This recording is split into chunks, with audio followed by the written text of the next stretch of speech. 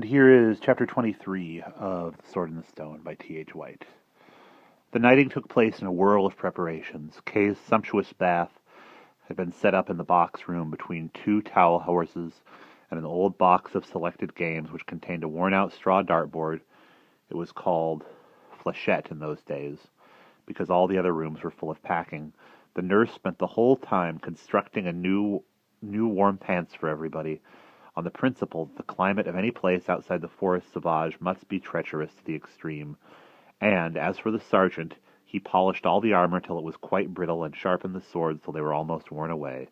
At last it was time to set out. Perhaps if you happen to have lived in the old England of the 15th century, or whichever it was, and in a remote castle on the borders of the marches, at that, you will find it difficult to imagine the wonders of their journey. The road or track ran most of the time along the high ridge of the hills or downs, and they could look down on either side of them upon the desolate marshes where the snowy reeds sighed, and the ice crackled, and the duck and the red sunsets quacked loud in the winter air. The whole country was like that. Perhaps there would be Moray Marsh on one side of the ridge, and a forest of 30,000 acres on the other, all with great branches weighted in white. They could sometimes see a wisp of smoke among the trees, or a huddle of buildings far out among the impossible reeds. And twice they came to quite respectable towns, which had several inns to boast of. But on the whole, it was an England without civilization. The better roads were cleared for a bow shot on either side of them, lest the travelers should be slain by hidden thieves. They slept where they could, sometimes in a hut of some cottager who was prepared to welcome them, sometimes in the castle of a brother knight who invited them in to refresh themselves, sometimes in the firelight of fleas of a dirty little hovel, with a bush tied to a pole outside it. This was the signboard used at that time by inns, and once or twice on the open ground, all huddled together for warmth between their grazing charges. Wherever they went, and wherever they slept, the east wind whistled in the reeds, and the geese went over high on the starlight, honking at the stars. London was full to the brim. If Sir Ector had not been lucky enough to own a little land in Pye Street, on which there stood a respectable inn, they would have been hard put to find a lodging. But he did own it, and as a matter of fact drew most of his dividends from this source, so that they were able to get 3 beds between the 5 of them. They thought themselves fortunate. On the first day of the tournament, Sir Kay managed to get them on the way to the lists at least an hour before the joust could possibly begin. He had lain awake all night imagining how he was going to beat the best barons in England, and he had not been able to eat his breakfast. Now he rode to the front of the cavalcade with pale cheeks and wished there were something he could do to calm him down. For country people who only knew the diminished tilling ground of Sir Ector's castle, the scene which now met their eyes was really ravishing. It was a huge green pit in the earth, about as big as the area of a football match. It lay about 10 feet lower than the surrounding country, with sloping banks, and all the snow had been swept off it. It had been kept warm with straw, which had been cleared off that morning, and now all the close-mown grass sparkled green in the white landscape. Round the area there was a world of color so dazzling and moving and twinkling as to make you blink your eyes. The wooden grandstands were painted in scarlet and white. The silk pavilions of famous people pitched on every side were azure and green and saffron and checkered. The pennons and pennoncelles which floated everywhere in the sharp wind were flapping with every color of the rainbow as they strained and slapped at their flagpoles, and the barrier down the middle of the area itself was done in chessboard squares of black and white.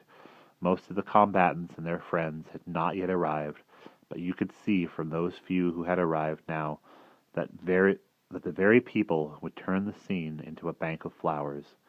And how the armor would flash, and the scalloped sleeves of the heralds jig in the wind, as they raised their brazen trumpets to their lips to shake the fleecy clouds of winter with joyances and fanfares. "Good heavens!" cried Sir Kay, "I have left my sword at home." "Can't joust without a sword," said Sir Grummore. "Quite irregular." "Better go and fetch it," said Sir Ector. "You have time." "My squire will do that," said Sir Kay. "What a damned mistake to make! Here, squire, ride hard back to the inn and fetch my sword. You shall have a shilling if you fetch it in time." The wart went pale as pale as Sir Kay was, and looked as if he were going to strike him. Then he said, "It shall be done, master," and turned his stupid little ambling palfrey against the stream of newcomers. He began to push his way toward their hostelry as best he might. "To offer me money," cried Wart to himself, "to look down at this beastly little donkey affair of his great charger and call me squire. Oh, Merlin, give me patience with the brute, and stop me from throwing his filthy shilling in his face." When he got to the inn, it was closed. Everybody had thronged out to see the famous tournament, and the entire household had followed after the mob. Those were lawless days, and it was not safe to leave your house, or even to go to sleep in it, unless you were certain that it was impregnable. The wooden shutters bolted over the downstairs windows were 2 inches thick, and the doors were double barred. "Now what do I do," said the wart, "to earn my shilling?" He looked ruefully at the blind little inn and began to laugh. "Poor Kay," he said, "all that shilling stuff was only because he was scared and miserable, and now he has good cause to be. Well, he shall have a sword of some sort, if I have to break into the Tower of London. How does one get hold of a sword?" he continued. "Where can I steal one? Could I waylay some knight, even as I mounted on an ambling pad, and take his weapon by force? There must be some swordsmith or armourer in a great town like this, whose shop would still be open." He turned his mount and cantered off along the street. There was a quiet churchyard at the end of it, with a kind of square in front of the church door. In the middle of the square there was a heavy stone with an anvil on it, and a fine new sword was stuck through the anvil. "Well," said the wart, "I suppose it's some sort of war memorial, but it will have to do. I'm quite sure nobody would grudge Kay a war memorial if they knew about his desperate straits."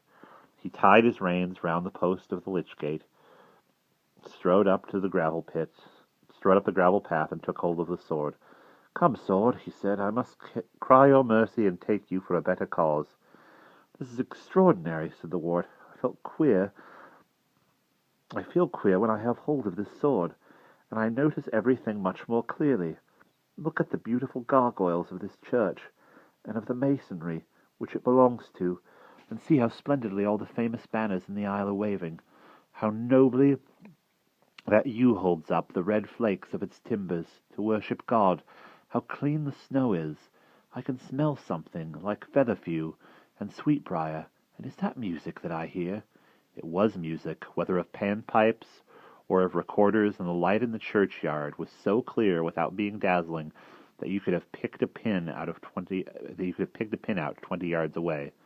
"There is something in this place," said the wart. "There are people here." "Oh, people, what do you want?" Nobody answered him, but the music was loud and the light beautiful. "People," cried the wart, "I must take this sword. It is not for me, but for Kay. I will bring it back." There was still no answer, and the wart turned back to the sword. He saw the golden letters on it, which he did not read, and the jewel on its pommel, flashing in the lovely light. "Come, sword," said the wart. He took hold of the handle with both hands and strained against the stone. There was a melodious consort on the recorders, but nothing moved. The wart let go of the handles when they were beginning to bite into the palms of his hands, and stepped back from the anvil, seeing stars. "It is well fixed," said the wart. He took hold of it again, and pulled with all his might. The music played more and more excitedly, and the light all about the churchyard glowed like amethysts, but the sword still stuck. "Oh, Merlin," cried the wart, "help me get this sword." There was a kind of rushing noise, and a long cord played along with it. All around the churchyard there were hundreds of old friends. They rose over the church wall, all together, like the Punch and Judy ghosts of remembered days, and there were otters and nightingales and vulgar crows and hares and serpents and falcons and fishes and goats and dogs and dainty unicorns and newts and solitary wasps and goat-moth caterpillars and cock-and-drills and volcanoes and mighty trees and patient stones. They loomed round the church wall, the lovers and helpers of the wart, and they all spoke solemnly in turn. Some of them had come from the banners in the church, where they were painted in heraldry, some from the waters and the sky and the fields about, but all down to the smallest shrew mouse had come to help on account of love. Wart felt his power grow. "Remember my biceps," said the oak, "which can stretch out horizontally against gravity, and all the other trees go up or down." "Put your back into it," said a loose, or pike, off one of the heraldic banners. "You did it once, when I was going to snap you up. Remember that all power springs from the nape of the neck."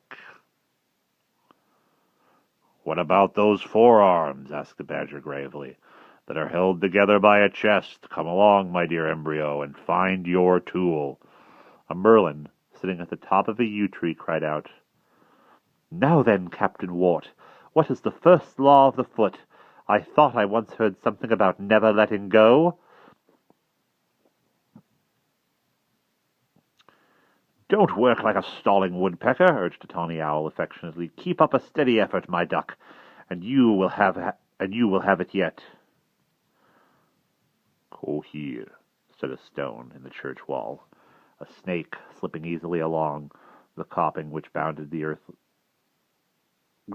holy earth, said, "Now then, Wart, if you were once able to walk with 300 ribs at once, surely you can coordinate a few little muscles here and there, make everything work together as you have been learning to do ever since God let the amphibia crawl out of the sea. Fold your powers together for the spirit of your mind, and it will come out like butter. Come along, Homo sapiens, for all we humble friends of yours are waiting here to cheer." The wart walked up to the great sword for a third time. He put out his right hand softly and drew it out as gently as from a scabbard. And there we will pause.